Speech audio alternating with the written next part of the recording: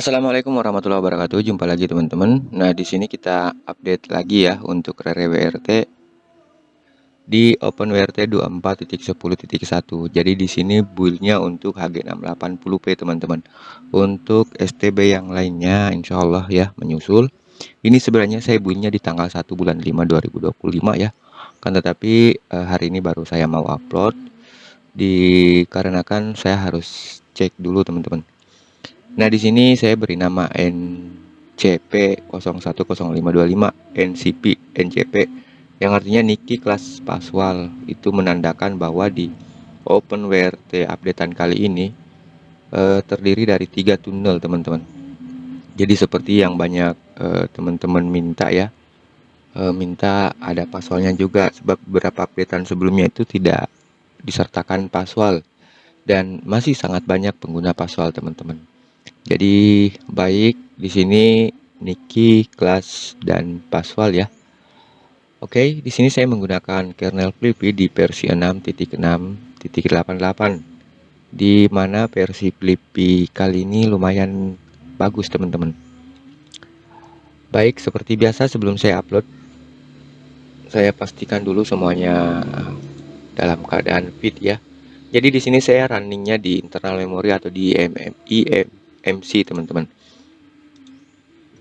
Jadi sukses terinstall ke eMMC juga ya tanpa kendala. Oke, kita cek dulu di bagian firewall. Tentunya firewall 4 ya. Dan di sistem log, ini sistem log kayaknya ini log modem ya teman-teman. Baik, kita cek dulu kernel lognya. Oke, aman ya.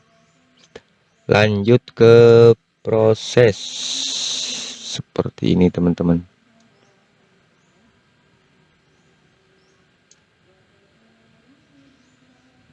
Net monitor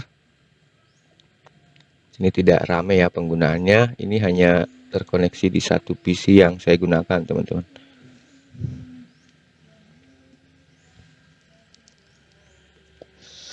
TCP UDP aman. Koneksi modemnya lewat UDP ya. 8.100. Ada juga di TCP ya beberapa. Nah, baik, FreeMemKC untuk clear RAM internal ya teman-teman, tapi secara manual. Dan sudah disertakan juga yang secara otomatis berjalan tiap 1 jam ya di background. Itu scriptnya atau perintahnya ada di schedule task teman-teman. Lanjut kita ke sistem ya. Jangan lupa di bagian sistem ini setting untuk time zone. Sesuaikan dengan TKP masing-masing ya. Dan di sini juga sudah di lock English material time synchronization-nya di full. Kemudian aman sih teman-teman. Jadi jangan lupa sync with browser pada saat menggunakan ya. Dan kalaupun jamnya belum bisa sinkron dengan TKP itu tunggu aja teman-teman sekitar sampai 30 menit ya, karena ini tidak ada faktor lain kecuali faktor koneksi sebenarnya ya.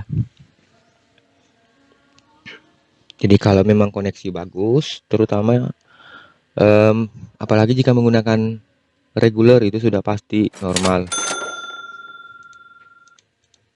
Oke, kita langsung ke administration untuk cek tab SSH access, SSH key dan HTTP access. Aman. Oke, kita lanjut ke software.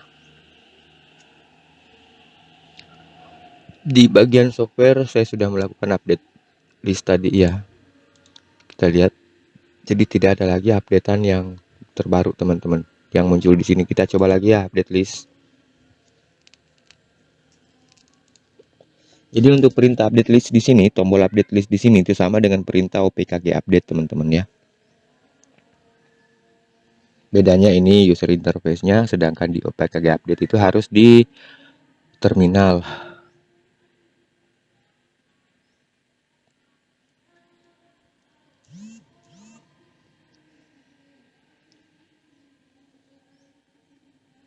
Ya, berhasil OPKG update atau update list dan tidak ada ya teman-teman. Artinya semua sudah terupdate ke yang terbaru dari official.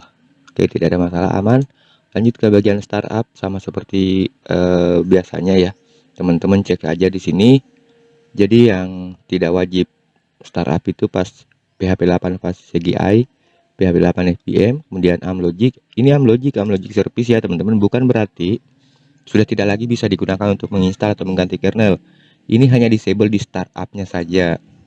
Jadi harap teman-teman perhatikan dan jangan heran jika di sini saya disable ya. Kemudian SMS LED ini sebenarnya untuk modem-modem rakitan ya. LED internal ini untuk LED indikator yang ada di STB. Sebenarnya di device lain bisa berfungsi tapi di STB tidak teman-teman. Makanya saya sudah tambahkan script khusus ya untuk mendeteksi kondisi internet atau LED internet indikator. Dibiarkan disable, kemudian passwordnya juga disable di bagian password server teman-teman, dan yang lain harap diperhatikan sebaiknya enable. Untuk tab lokal startupnya sama seperti biasa, ada Start Services H dan HG LED R. Nah ini yang saya maksud barusan, bahwa ini adalah perintah untuk menjalankan LED internet indikator. Nah kita lanjut ke schedule task. Seperti yang saya katakan tadi, pre-RAM itu, pre-memcached itu berjalan setiap 1 jam di background teman-teman. Nah inilah scriptnya, dan di sini ada pin status untuk mengupdate informasi di net monitor setiap 5 menit ya.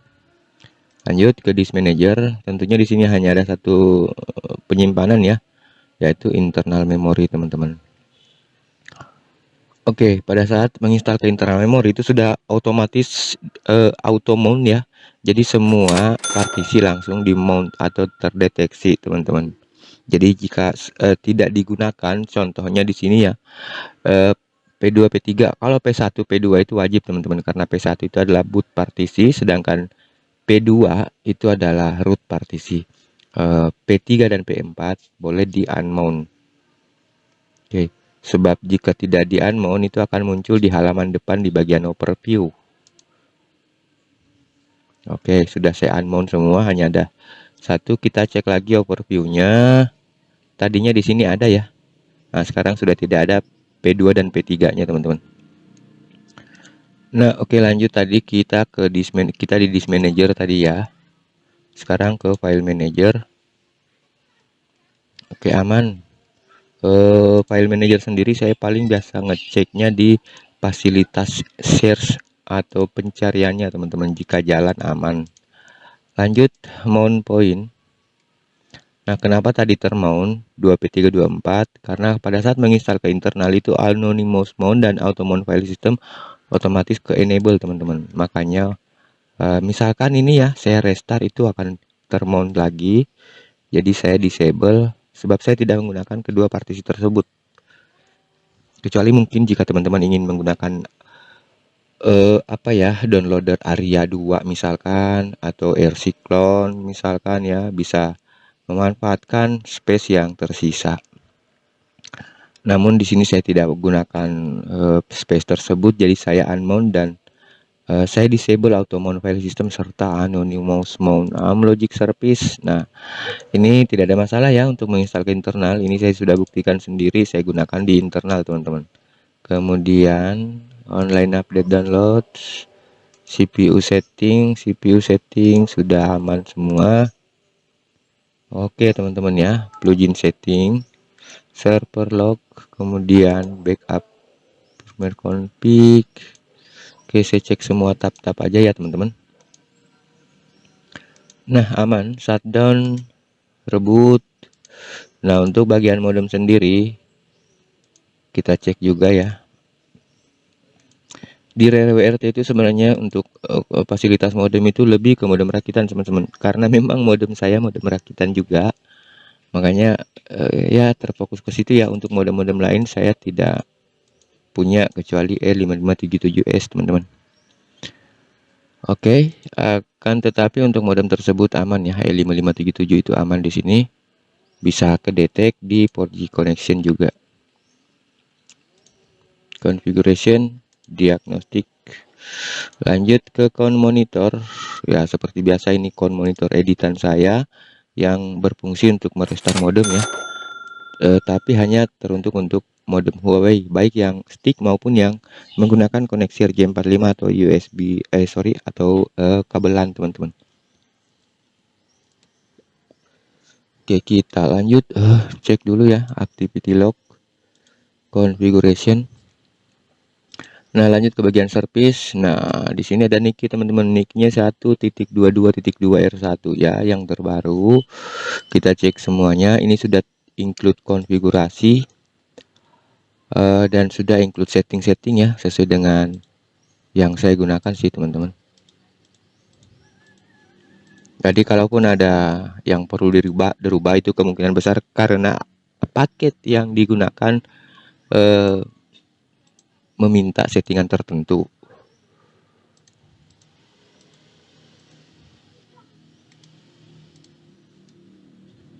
Oke, log aman. Nah, password ini banyak yang minta disertakan password lagi. Nah, oke, ini juga sudah saya sertakan konfigurasi ya. Dan teman-teman, baik Niki, Clash dan password itu konfigurasi yang saya terapkan itu sudah anti bocor ya. Jadi tidak ada lagi kebocoran DNS. Kecuali jika teman-teman merubah konfigurasinya ya mungkin bisa kembali bocor. Akan tetapi jika langsung dipakai hanya mengedit akun, mengisi akun itu tidak masalah, teman-teman. Lanjut ke note list. Oke. Ke order setting. Kemudian ke app update. Jadi di sini app update ada tambahan ya, GeoView version, teman-teman. Namun ini saya belum dalami sebenarnya ini apa ya GeoView version. Lanjut rule manager. Nah, seperti ini. Saya sudah sertakan rule juga di sini, teman-teman. Nanti tinggal arahkan saja ya di basic setting untuk mengarahkannya, teman-teman. Dan semuanya Niki Clash Password di sini menggunakan Quad9 DNS ya.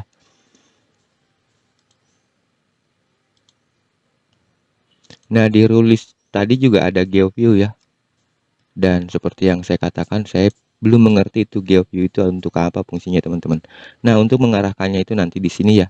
Jadi mau diarahkan kemana untuk streaming, sosmed, e-wallet, games, tile scale, dan adblocknya, teman-teman. Jadi seperti itu. Lanjut ke Open Clash. Open Clash kita cek-cek lagi ya untuk tab-tabnya.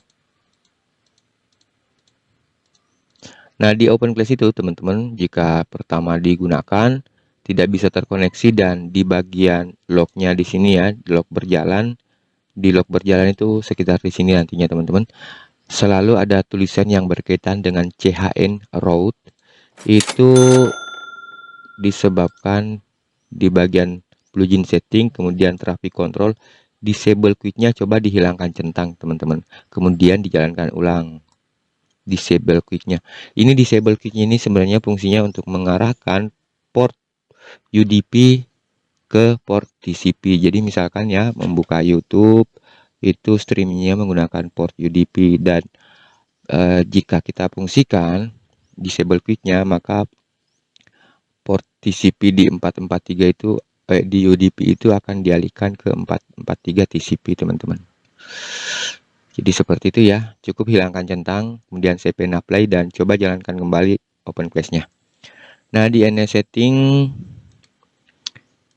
oke lanjut, kita cek-cek semua untuk tab-tab yang ada di sini. Ke override setting, DNS, meta setting, rule.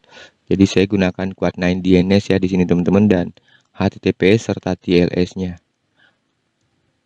Oke, 1K create, kemudian rule providers, config manage, kemudian config editor. Oke, aman ya teman-teman. Kemudian server log, clean log, aman. Lanjut base 64 decode encode, kemudian tile scale. Oke, semua tabnya bisa diakses tanpa error. Terminal, config. Nah, lanjut bagian network. interface device, global network, routing,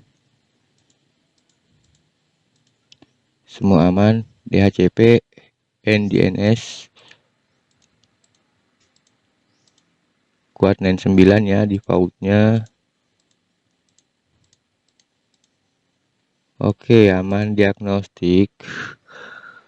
Lanjut ke firewall, accept port forwardnya, traffic rules-nya. Oke, nah terus IP set, saya cek dulu ya untuk ikonnya teman-teman, icon yang di navbar. Global network. Oke, kemudian net monitor, file manager, kemudian password, open class, Niki.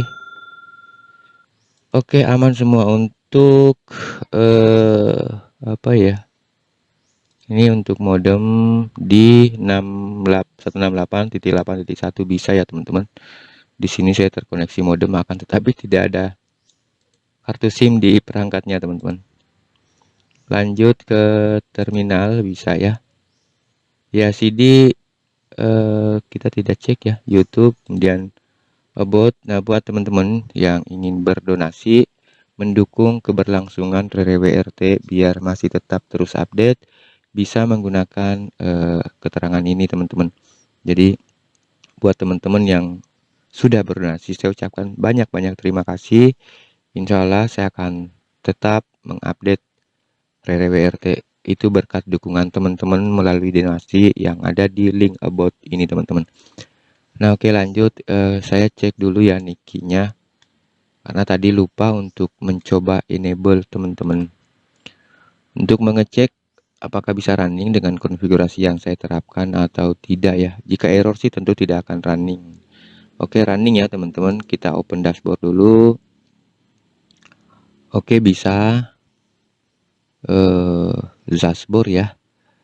Kita open YACD juga bisa teman-teman. Jadi sebenarnya YACD-nya untuk open class kan, tetapi bisa digunakan oleh Niki. Baik, kita disable lagi, kemudian kita cek open class-nya teman-teman. Open class pun demikian ya, bisa kita cek running tidaknya untuk mengetahui ada error atau tidak di konfigurasi utama. Jika berhasil running itu berarti konfigurasi utama aman. Nah, ini bisa running ya teman-teman. Kita cek ya CD control lewat halaman user interface-nya, dan kita cek lewat link navbarnya. Oke, aman bisa semua ya. Oke, kita disable kecuali password ya teman-teman. Meskipun kita enable itu tidak bisa berstatus running jika akun yang ada di dalamnya itu belum terkonfigurasi atau belum terisi akun yang aktif. Nah, baik, saya rasa cukup sampai di sini ya teman-teman penjelasannya. Mudah-mudahan bermanfaat. Terima kasih banyak. Assalamualaikum warahmatullahi wabarakatuh.